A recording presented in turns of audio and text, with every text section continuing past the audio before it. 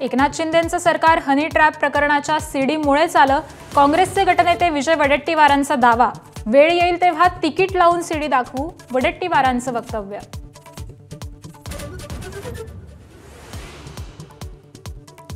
राष्ट्रवादीच्या विलीनीकरणासाठी भाजपला विचारावं लागेल, राष्ट्रवादीचे प्रदेशाध्यक्ष सुनील तटकरेंचं वक्तव्य.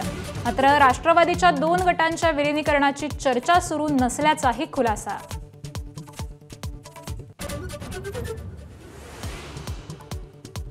मोदी नसतील तर भाजपला लोकसभेच्या 150 जागा जिंकणंही कठीण.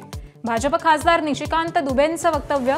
मोदींची भाजपला नाही तर भाजपला मोदींची गरज, असंही स्पष्टीकरण.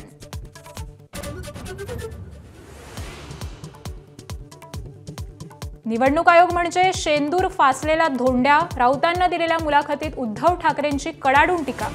कोणत्याही धोंड्याला शिवसेना नाव देण्याचा आयोगाला अधिकार नसल्याचा युक्तिवाद.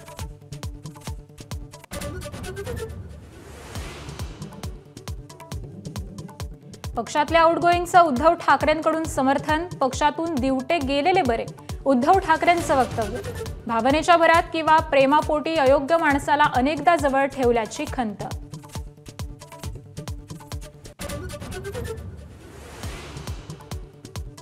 मनसे अध्यक्ष राज ठाकरेंविरोधात मुंबई हायकोर्टात याचिका दाखल. राज ठाकरे यांच्या विरोधात गुन्हा दाखल करण्याची याचिकेतून मागणी. भाषेच्या मुद्द्यावरून अमराठी लोकांवर होणाऱ्या हल्ल्यांसाठी जबाबदार असल्याचा आरोप.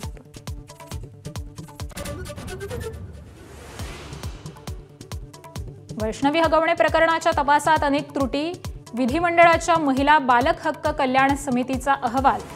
तर IPS जालिंदर सुपेकरांचा सहभाग आढळल्यास निलंबित करून 6 आरोपी करण्याचं अहवालात नमूद.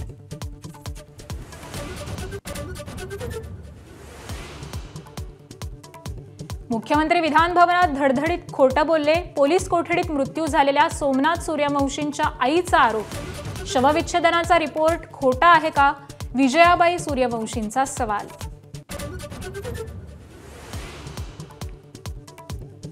भूत उतरवणाऱ्या छत्रपती संभाजीनगरमधील भोंदूबाबाचा माझाकडून भांडाफोड. काठीनं चोप आणि लघुशंका प्यायला लावणाऱ्या भोंदूबाबाचा कारनामा उघड. पण तक्रारीनंतर भोंदूबाबा पसार होईपर्यंत पोलीस पोहोचले नाहीत.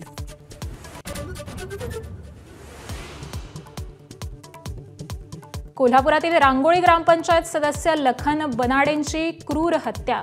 अपहरण करून बनाडे यांचे हातपाय आणि शीर धडावेगळं. वारंवार पोलीस तक्रारी करून त्रास दिल्याच्या रागातून 4 जणांचं कृत्य.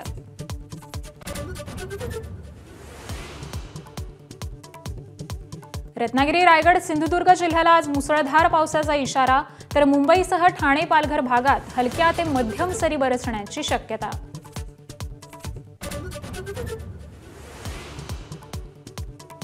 किंग सिनेमाच्या ॲक्शन सीनच्या शूटिंग दरम्यान शाहरुख खान जखमी. इजा गंभीर नाही, पण शाहरुख खान उपचारासाठी अमेरिकेला रवाना.